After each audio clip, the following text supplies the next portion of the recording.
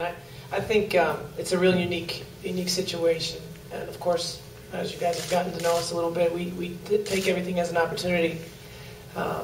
We have not been in this situation where we're playing on someone's home court to try to advance to the Sweet 16. We haven't done that before, but that's what this season's been all about a bunch of firsts, and this is another opportunity for us to have another first for the university. It has been a long night. They are very good, like I said yesterday. I have been consumed with trying to find a weakness in their offense, trying to find a weakness, trying to find mistakes that they make, trying to figure out how we're going to make them make mistakes. And we're still working on that. They're talented, and I'm so impressed with the timing of their offense and so impressed with their cohesiveness. And so we try to disrupt, and they try to not be disrupted, so it's going to be a lot of fun. And I think this is just a fantastic matchup, and forget where the game's being played, and forget we don't care about any of that. But this is a great matchup between two teams that really believe in each other. I mean, Gonzaga believes in themselves, and Miami really believes, and we believe in ourselves, and two very cohesive teams, and I think it's just going to be a real pleasure for women's basketball fans to see this matchup. Okay, open it up for questions from the audience. Here. Hi, Coach Meier on that side with Gonzaga Bolton. Like you said, this has been a season of firsts. At one point this season, you've had the same starting line for 52 games. Yeah. But since then, you've had to kind of make do, and you've described it as a business-like attitude you've had. What have you been most impressed with the growth of this team through this year? Their resiliency. It's such a great story. It's such a great lesson for people to see how we just don't blink. I mean, we just don't blink. It happens. We just deal with it. We move forward. And that obviously has a heck of a lot to do with the two ladies sitting next to me here. And I think a heck of a lot to do with the fact that early on, there were a lot of reasons to blink. I mean, early on in our careers together, we went through a heck of a lot. And you got a Girl Scout badge for things that happen to you. We have a lot of those badges. We really do. And, they're very seasoned veteran players with a tremendous relationship and a tremendous chemistry between the three of us in terms of I've never talked to two players as honestly and as openly and as strongly and as sternly and as frankly as I have to these two in their whole career. And that has a lot to do with why we're resilient, because it's not always me sending the lessons and handing out the teaching points. It's a lot of times these two.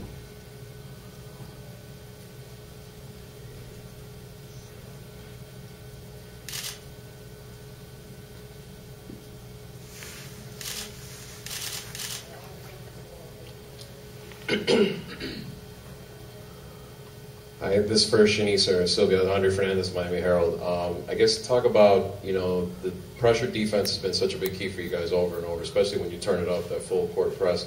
Rutgers seemed to have a little bit of success during the game yesterday doing that. I guess talk about the key to that tomorrow facing Gonzaga and what you're going to need to do. We're definitely a team that we thrive from our energy, and from our defense, that's where we feed from our offense. So we definitely like to have a lot of defensive pressure so we can get buckets, and the team with the most points wins. So that's just a lot of what we have going on right now. I think it's going to be predicated on our defense in order for us to be successful. We have to implement that for 40 minutes in order to beat Gonzaga. We can't play them in a half court. They're just too good. Tom Johns, KXLY. Is there a team that you can compare Gonzaga to that you guys have faced this year? That question to the players. I'm glad you asked that. I don't know. I don't think so much this year at all. Yeah. I would liken them to Oklahoma that we played last year. They moved the ball so well. Yeah. And then to follow up on that, what was your reaction when you found out you'd be making the trip completely across the country from one corner to the other to Spokane? I was excited. Yeah, because I'm from Anchorage, Alaska, and I went to the camps here, and I've been here a couple times on very many occasions, so I was pretty excited. My dad got to come down here and see me play, so that was good. Well, I wasn't. I wasn't thrilled at the location, but at the fact that we have another opportunity to play.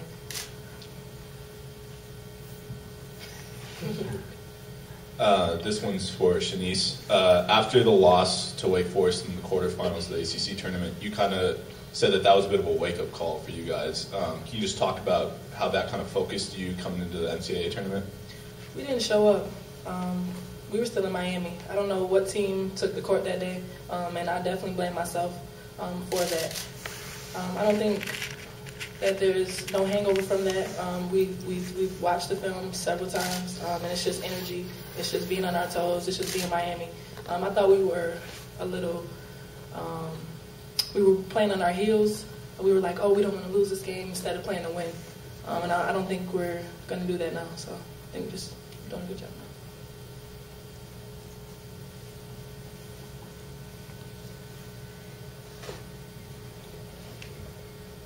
Again, for the players, you were asked to compare Gonzaga to any other team. How about the atmosphere in this arena, the way it was yesterday? It could be even more of a madhouse tomorrow night.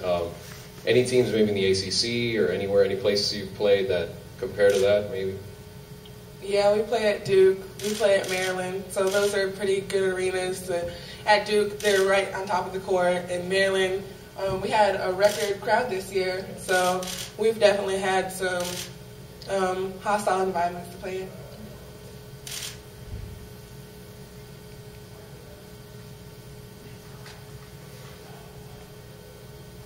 I think we look forward to that.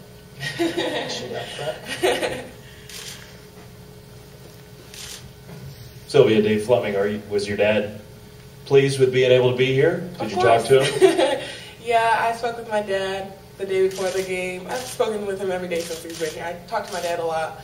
We're pretty close, and he's excited to see me play.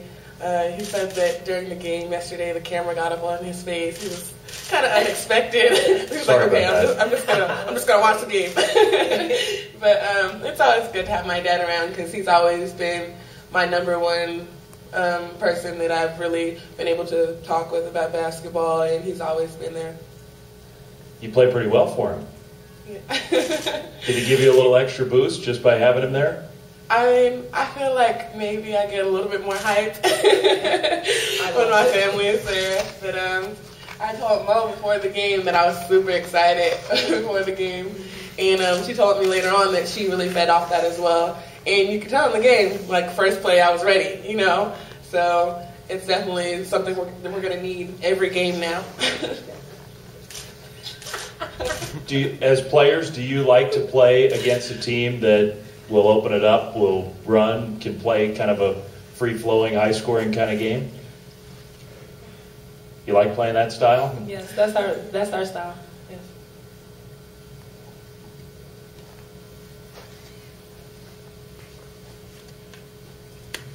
This is for both Shanice and Sylvia. Coach Graves has talked a lot about how this senior class at Gonzaga especially has almost ushered the program into a new period where it's kind of a power now. Can you just speak about what it's been like for you at Miami, kind of having the same experience of taking this team from a losing record to now where you're one of the top teams in the nation? I definitely believe that their journey has been different than ours because we came from, worst to doing pretty well. So it's been very building to our character, and I'm sure those women have great characters as well. But I feel like we might have a little bit more edge on them. And I believe I've played some of their seniors before because I played on a AAU team out of Washington, and they're great players. So we're just looking forward to facing off with them.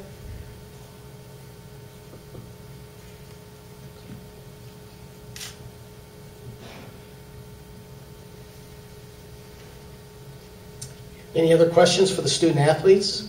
Question over there.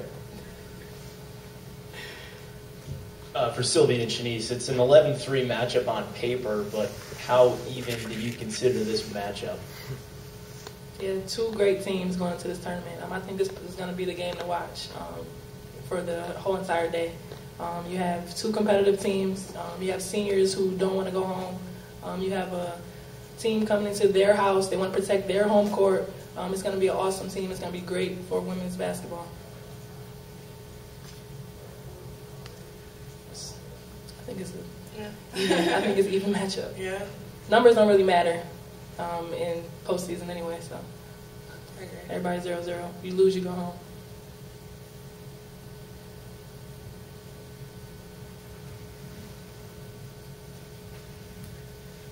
I'm just curious, having played Rutgers previously this season and beaten them, did that give you any additional perspective in watching Gonzaga play last night against that team and how you might counter some of the things you saw? I think we were very familiar with Rutgers, and we'll play them again next year because we're in a series with them. So it did help sort of understanding, already having a concept of Rutgers, and so we could focus a little bit more on Gonzaga. And I think Rutgers is very strong and very athletic, and they really dig in on the defensive end. So when Gonzaga dropped 86 on Rutgers, that really had our attention because we know how hard it is to score against Rutgers.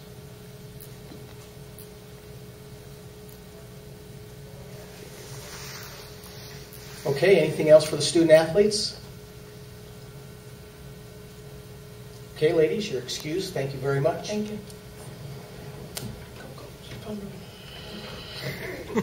Reminder that the locker room is still open. And Coach Meier has the mic. Questions? Hi, Coach. I'm Nick Geranius with AP. Coach Graves talked about how this might be one of those games that's decided up in the 90s. Do you see it that way, too? You know, if we want to have a lot of people watching, I guess I should say yes to that. But I feel like we've had a couple of adjustments to make, so I would be surprised if it got that high. Hi, Coach. Could you just talk a little about Stephanie Uderstrom's development this season and how key she's going to be for running this tournament? Right. Probably the proudest I've been was when she was named all-conference because I was so excited that everybody in the ACC understood what she'd done for the team this year. You know, when Stroman went down and Steph stepped up and just, if you give her 3 more shots, 3 or 4 or 5 more shots, and now she's getting 6 and 7 more shots. So she wasn't happy with her performance last night, and I agreed with her. I mean, that's we're very frank. But she's such a reliable young lady, and she's so focused and just got a laser-like ability to just hit that dagger shot. And so she's very, very key to what we're going to do, and we can't advance unless she has a heck of a game tomorrow.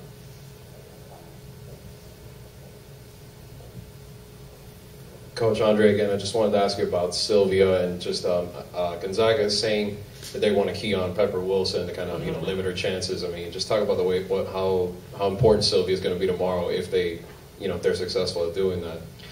Some things happened yesterday in the game that I thought were going to be really great for us in terms of you have one plan to stop Miami, and then you had people show up that sort of surprised. I mean, we joked. It was just whispered to Mo, and Sylvia got her average in the first 3 possessions of the game, and that was good for us. It was purposeful. We need it, and that's why I love my team. When there's a chance, when I say you need to do this in order for us to, she did, and we absolutely wanted to establish Pepper yesterday as a focal point of our offense, and I thought that came to fruition as well. So, but as bubbly and as energetic as Sylvia is right here, like she's that 24/7. I mean, she's just the heart and soul, and she never says no to a request in terms of, will you play the point of the press and then run down the other end and try to stop, a big kid from scoring, or can you switch out and guard the point guard for a whole possession, which we did at Duke. We put her on Chelsea Gray, which you think I was crazy, but it actually worked. So she'll just do anything you need her to do. And she's just, you can't have a successful team unless you have somebody like Sylvia Bullock on your roster.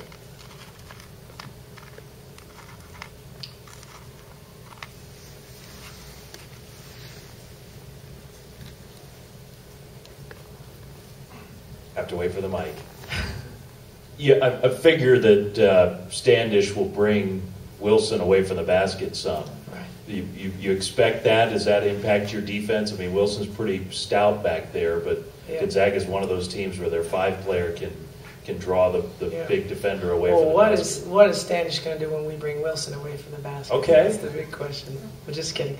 Obviously, that matchup right there, what if, is going to be a big part of the ball game. It's going to be a huge part of the ball game.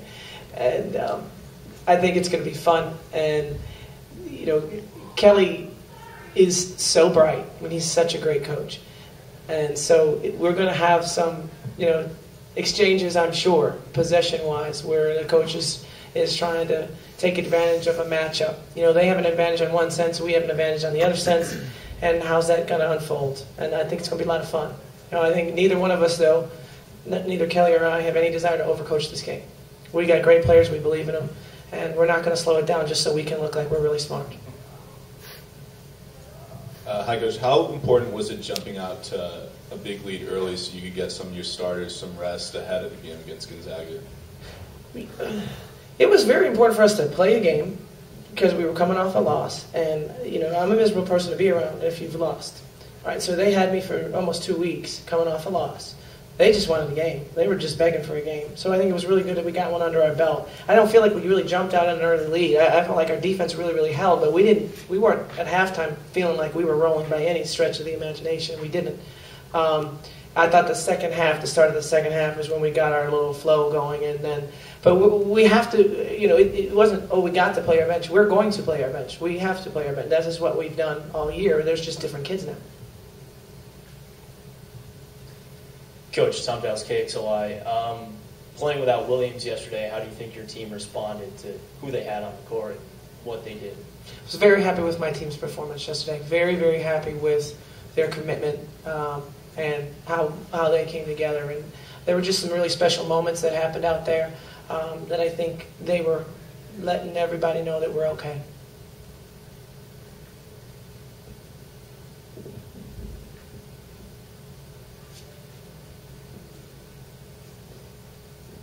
Okay, any other questions for Coach Meier? One more back there. Yeah. Coach, if we could just get your reaction to the atmosphere yesterday and what you anticipate for tomorrow night.